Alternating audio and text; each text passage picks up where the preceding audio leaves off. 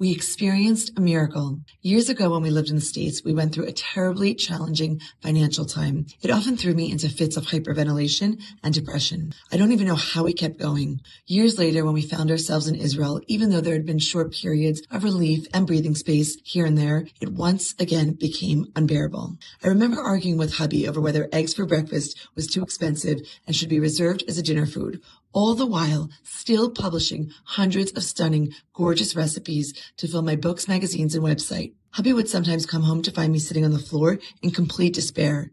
"Get up. Nobody died," he would tell me in a stern, supportive way, meant to shake me out of my Walking Dead affect.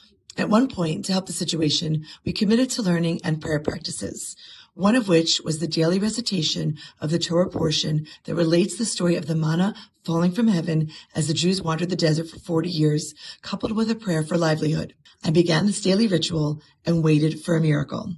I think I was expecting something akin to the parting of the Red Sea. Maybe not on the first day, but I thought, or at least needed to believe, that at one point soon I might trip over a pot of gold on the way to carpool. I'm not sure when it happened, and it wasn't one massive supernatural occurrence of biblical proportions, but one day we looked up and we said to each other, "Remember not too long ago when we were in desperate financial straits, when we almost sold everything we owned?"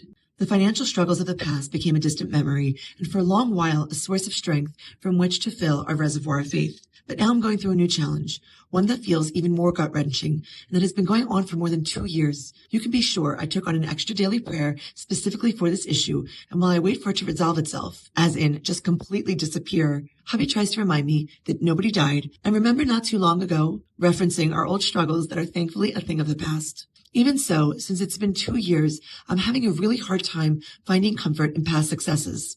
On Hanukkah, as we fervently pray for miracles in our time, I remembered that the miracle of the Maccabees, the few over the mighty, wasn't one quick, decisive, supernatural parting of the Red Sea type battle. In fact, the main phase of the revolt lasted 7 years, and the conflict continued 33 years total. God, it's me, Jamie. I know you are listening, and I'm telling you, and by the way, it's okay to tell and yell your prayers to God, I am absolutely no way signing up for another 30 years of this. But I recognize that there's a process and that the process may take time. And while you work your huge, revealed, or small, imperceptible miracles, I will not lose faith. And I know that even though I don't know how, we will overcome.